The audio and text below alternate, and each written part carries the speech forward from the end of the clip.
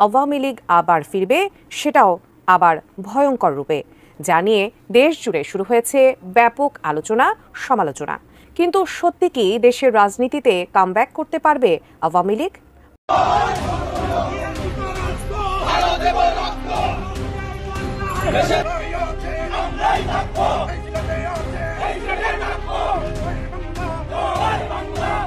দেশের রাজনীতিতে প্রতিষ্ঠার পর থেকে সবচেয়ে বড় বিপর্যয়ের মুখে পড়ে ক্ষমতা হারানো আওয়ামী লীগ আরও শক্তিশালী হয়ে দেশের রাজনীতিতে সক্রিয় হতে শুরু করেছে।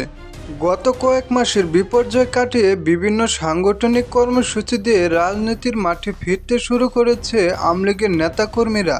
ডক্টর ইউনূসের পদত্যাগ ও নেতাকর্মীদের ওপর হামলা মামলার প্রতিবাদে রাজধানী ঢাকা, গোপালগঞ্জ, সিলেট, রংপুর, চট্টগ্রাম, বরিশাল সহ দেশের বিভিন্ন জায়গায় বিক্ষোভ মিছিল করেন আওয়ামী লীগ ছাত্রলীগের নেতাকর্মীরা।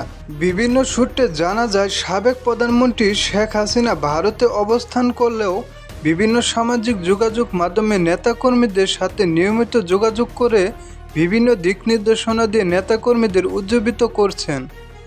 এছাড়াও আওয়ামী লীগের শীর্ষ পর্যায়ের একাধিক নেতারা জানান, চলতি মাসে ডক্টর ইউনূসের পতন ও দেশে গণতন্ত্র পুনরুদ্ধারের সর্বোচ্চ শক্তি নিয়ে মাঠে নামবে আওয়ামী লীগ।